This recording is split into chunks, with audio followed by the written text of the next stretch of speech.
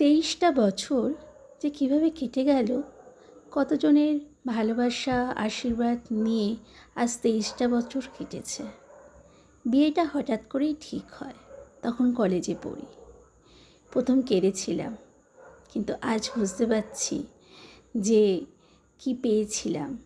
ভগবানের আশীর্বাদে দুটো সন্তান পেয়েছি, যারা আমার খুব প্রিয়, খুব সুন্দর মিষ্টি দুজন সন্তান এবং তার সঙ্গে সুন্দর পরিবার।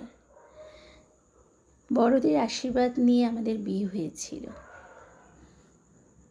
আজ অনেকেই তার মধ্যে নেই, যেমনি আমার দিদা, আমার বাবা, আমার শাশুড়ি মা, অনেক আত্মীয় পরিজন, বন্ধুবান্ধব অনেকেই আজ নেই।